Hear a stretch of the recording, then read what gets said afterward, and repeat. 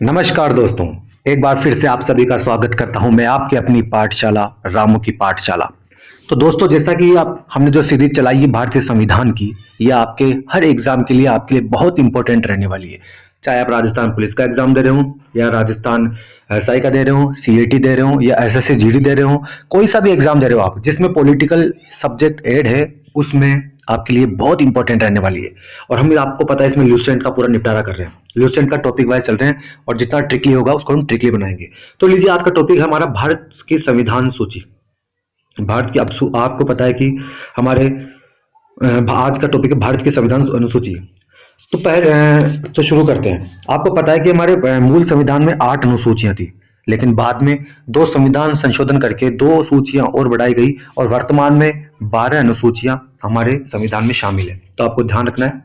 तो लीजिए, हम प्रथम अनुसूची से शुरुआत करते हैं। फर्स्ट अनुसूची है, इसमें भारतीय संघ के घटक राज्य 28 राज्य और संघ शासित क्षेत्रों का उल्लेख है। तो इसमें एक थोड़ा सा आपको एडिशन करना है कि यह 7 नहीं होगा, या वर्तमान में 8 है। वर्तमान में 28 राज्य और 8 केंद्र शासित प्रदेश भारत में स्थित है। 69वें संविधान संशोधन द्वारा दिल्ली को राष्ट्रीय राजधानी क्षेत्र का दर्जा दिया गया था। तो आपसे पूछेगा कि 69वें दिल्ली को राष्ट्रीय राजधानी किस संविधान संशोधन के तहत दिया गया था। और ये 69वां संविधान संशोधन ये हुआ था 1991। ये 1991 में संविधान संशोधन हुआ था, ये ध्यान रखना आप। अब बात करते हैं सेकंड अनुसूची। इसमें भारतीय राज्य व्यवस्था के विभिन्न पदाधिकारियों, राष्ट्रपति, राज्यपाल, लोकसभा के अध्यक्ष और उपाध्यक्ष, राज्यसभा के सभापति एवं उपसभापति, विधानसभा के अध्यक्ष और उपाध्यक्ष, विधान परिषद के सभापति एवं उपसभापति, उच्चतम न्यायालय और उच्च न्यायालय के न्यायाधीशों और भारत के नियंत्रक, महालेखा परीक्षक आदि को प्राप्त होने वाले वेतन, भत्ते और पेंशन आदि का उल्लेख किया गया है। तो इसमें मूल मेन बात तो यही कि सेकंड अनुसूची में वेतन की बात की गई है। देखिए, फर्स्ट में राज्यों की परिभाषा, सेकंड में वेतन। तीसरी अनुसूची में बात करेंगे, थर्ड अनुसूची में शपथ। इसमें विभिन्न पदाधिकारी जैसे राष्ट्रपति, उपराष्ट्रपति, मंत्री, उच्चतम एवं उच्च न्यायालय के न्यायाधीशों द्वारा पद ग्रहण के समय ली जाने वाली शपथ का उल्लेख है। तो पहले में क्या हो गया, फर्स्ट में हो गया भारत के 28 राज्य और 8 केंद्र शासित प्रदेश, सेकंड में हो गया वेतन और थर्ड में हो गई शपथ। अब बात करते हैं चौथी अनुसूची। चौथी अनुसूची में राज्यसभा सीटों का उल्लेख किया गया है कि जिसमें विभिन्न राज्यों तथा संघीय क्षेत्रों की राज्यसभा में प्रतिनिधित्व का विवरण दिया गया है। तो इसमें डायरेक्टली बात करेंगे कि चौथी अनुसूची में राज्यसभा सीटों का उल्लेखन किया गया है। पांचवी अनुसूची में बात करेंगे कि एसटी एससी को आरक्षण से संबंधित है। ये एक तरह से आप समझ लीजिए को शॉर्टली कि पांचवी अनुसूची किससे संबंधित होगी। पांचवी अनुसूची होगी, इसमें अनुसूचित क्षेत्रों और अनुसूचित जनजाति के प्रशासन और नियंत्रण के बारे में उल्लेख है। छठी अनुसूची में पूर्वोत्तर क्षेत्र के 4 राज्यों में जनजाति क्षेत्रों के प्रशासन के बारे में प्रावधान, जिसमें असम, मेघालय, त्रिपुरा और मिजोरम। आपको ये 4 राज्यों को याद रखना। देखिए, आपको एग्जाम में ऑप्शन और भी पूर्वोत्तर के राज्य डालेगा, आपको कंफ्यूज करेगा। तो आपको ध्यान रखना है असम, मेघालय, त्रिपुरा और मिजोरम। इसको याद करिए एटीएम, ट्रिक याद करिए एटीएम, ATMM। तो इसमें ए से असम, क्या ट्रिक को याद करोगे, ATMM। तो ए से हो गया असम, टी से हो गया त्रिपुरा, एम से हो गया मिजोरम और एक से हो गया मेघालय। उम्मीद करता हूं आपको ये एटीएम वाली ट्रिक भी सही रहेगी, आपको लंबे समय तक याद रहेगी। अब बात करते हैं 7वीं अनुसूची। 7वीं अनुसूची में केंद्र और राज्यों के बीच शक्ति का बंटवारा का उल्लेख किया गया है। देखिए, इसमें कुछ शक्तियां होती है जिनका केंद्र और राज्य के पास अलग शक्तियां होती है, केंद्र के पास अलग शक्तियां होती है। जिनमें जैसे कि फर्स्ट बात करते हैं हम संघ सूची। संघ सूची पे आपको पता होना चाहिए कि संघ सूची पे सिर्फ केंद्र सरकार कानून बना सकती है। इस सूची में दिए गए विषय पर केंद्र सरकार कानून बनाती है। संविधान के लागू होने के समय 97 विषय थे। देखिए, जब संविधान लागू हुआ तब 97 विषय थे, लेकिन वर्तमान में यहाँ पे गलत है। यहाँ पे वर्तमान में 100 विषय शामिल है। कितने विषय शामिल है वर्तमान में? 100 विषय शामिल है संघ सूची में। उसके बाद बात करते हैं राज्य सूची। राज्य सूची पर सारे कानून राज्य की सरकार बनाती है। पहले इसमें मूल संविधान में 66 विषय थे, लेकिन वर्तमान में 61 विषय हैं। तो इसका भी आप जानना, 62 नहीं है, यहाँ पे 61 विषय हैं यहाँ पे। अब बात करते हैं समवर्ती सूची। देखिए, समवर्ती सूची, इसके अंतर्गत दिए गए विषय पर केंद्र एवं राज्य दोनों सरकार कानून बना सकती है। इस सूची पर दोनों सरकारें कानून बना सकती है, परंतु कानून के विषय में समान होने पर केंद्र सरकार द्वारा बनाया गया कानूनी मान्य होगा। यदि देखिए, इसको सिंपल सी बात हमें समझिए कि समवर्ती सूची पर कानून दोनों राज्य बना सकती, केंद्र सरकार और राज्य सरकार बना सकती है, लेकिन दोनों में कहीं मतभेद हो जाए तो वहां सिर्फ कानून केंद्र सरकार का ही मान्य होगा। इसके मूल संविधान में तो 47 विषय थे, 47 विषय थे, और वर्तमान में इसमें 52 विषय हैं। कितने? इसमें 47 विषय थे और वर्तमान में इसमें 52 विषय हैं। आगे बढ़ते हैं।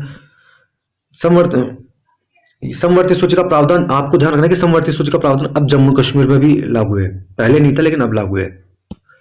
8वीं अनुसूची, देखिए 8वीं अनुसूची में 22 भाषाओं का उल्लेख किया गया है। देखिए इसको थोड़ा सा ध्यान से देखिए कि मूल संविधान में 22 भाषाओं का उल्लेख है, सॉरी, अभी वर्तमान में भाषाओं का उल्लेख 22 भाषाओं का उल्लेख है, लेकिन मूल संविधान का पूछे तो आपको मूल संविधान में 14 भाषाएं थी। क्या बोलोगे कि मूल संविधान में तो 14 भाषाएं थी और वर्तमान में 22 भाषाओं का उल्लेख है, जिसमें 15वीं भाषा जोड़ी गई थी।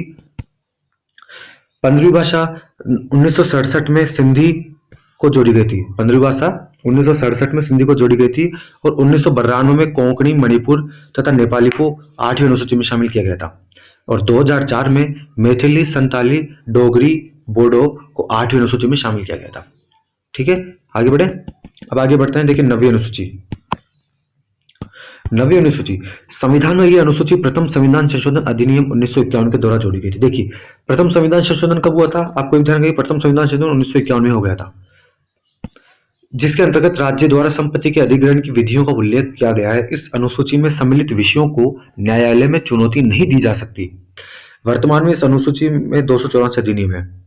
देखिए ये जब हुआ तो, लेकिन अब इसमें पहले था कि इस अनुसूची के तहत विषयों को न्यायालय में चुनौती नहीं दी सकती, लेकिन अब तक ये मान्यता थी कि संविधान की 9वीं अनुसूची में सम्मिलित कानूनों को न्यायिक समीक्षा नहीं की जा सकती। लेकिन 11 जनवरी 2007 के संविधान पीठ के एक निर्णय द्वारा यह स्थापित किया गया कि 9वीं अनुसूची में सम्मिलित किसी भी कानून को इस आधार पर चुनौती दी जा सकती है कि वह मौलिक अधिकारों का उल्लंघन करता है। आपको ध्यान रखना है किस अधिकार पर दिया जा सकता है चुनौती? मौलिक अधिकारों पर उल्लंघन करता हो, तथा उच्चतम न्यायालय इन कानूनों की समीक्षा कर सकता है। इस बात का ध्यान रखिए। अब बात करते हैं 10वीं अनुसूची। 10वीं अनुसूची में देखिए ये दल बदल से संबंधित है कि कई बार जो नेता लोग हैं दल बदल लेते हैं, उसके लिए 10वीं अनुसूची। ये संविधान के 52वें संविधान संशोधन 1985 द्वारा जोड़ी गई है। इसमें दल बदल से संबंधित प्रावधान का उल्लेख है। इसके बाद बात करते हैं 11वीं अनुसूची। 11वीं अनुसूची, यह अनुसूची 73वें संविधान संशोधन, यहाँ पे देखिए 1992 आएगा। कितना आएगा? 1992। 73वां संविधान संशोधन 1992 के द्वारा जोड़ी गई है। इसमें पंचायती राज संस्थाओं का कार्य करने के लिए 29 विषय प्रदान किए गए। इसमें पंचायती राज का उल्लेख किया गया और 29 विषय इसमें दिए गए। इसके बाद आती है 12वीं अनुसूची। देखिए 12वीं अनुसूची, यह अनुसूची संविधान के 74वें संवैधानिक संशोधन 1992 के द्वारा जोड़ी गई है। इसको 92 है, ये 93 नहीं है। और इसमें मूल संविधान, इसमें 18 विषय प्रदान किए गए और ये शहरी क्षेत्र के स्थानीय स्वशासन संस्थाओं का कार्य करने के लिए दी गई। तो ये देखिए आपकी अनुसूचियां हो गई है। अब मोस्टली इसको छोटे से ट्रिक में आपको क्या याद करना है, देखिए फर्स्ट अनुसूची में भारत में 28 राज्य और 8 केंद्र शासित प्रदेश हैं। सेकंड में इनको वेतन दिया जाएगा। थर्ड में इनको शपथ दिलाई जाएगी। फोर्थ में इनको राज्यसभा सीटों का बंटवारा है। 5वें में ST/SC आरक्षण है। 6ठे में असम, मेघालय, त्रिपुरा, मिजोरम में अनुसूचित जातियों का प्रशासन का नियम है। 7वें में केंद्र और राज्यों के बीच शक्ति का बंटवारा है, जिसमें समवर्ती सूची, संघ सूची, राज्य सूची आ गई। 8वें में भाषाओं का उल्लेख है। मूल संविधान में 14 भाषाएं थी और वर्तमान में संविधान में 22 भाषाओं का उल्लेख है। 9वीं अनुसूची में प्रथम संविधान संशोधन 1951 से संबंधित है। 10वीं अनुसूची दल बदल से संबंधित है और 11वीं अनुसूची 73वें संविधान संशोधन 1992 के द्वारा जोड़ी गई है, जिसमें पंचायती राज का उल्लेख किया गया है। इसमें 29 नियम है, 29 विषय है। और 12वीं अनुसूची 74वें संविधान संशोधन 1992 के तहत जोड़ी गई है, जो नगर पालिका से संबंधित है और इसमें वर्तमान में 18 विषय हैं। तो उम्मीद करता हूँ आपको ये सब समझ में आया होगा और उम्मीद करता हूँ ये सीरीज आप देख रहे होंगे और इस सीरीज को अपने दोस्तों के साथ ज्यादा से ज्यादा शेयर कीजिए। देखिए ये सारे इंपॉर्टेंट फैक्ट, इसलिए लूसेंट को हम कवर करते हुए चलेंगे। आपकी लूसेंट जल्द से जल्द कवर होगी। तो अगले वीडियो अलग टॉपिक के साथ मिलते हैं कल नई क्लास के साथ। तो तब तक के लिए जय हिंद। अपना ध्यान रखिए, परिवार का ध्यान रखिए। जय हिंद।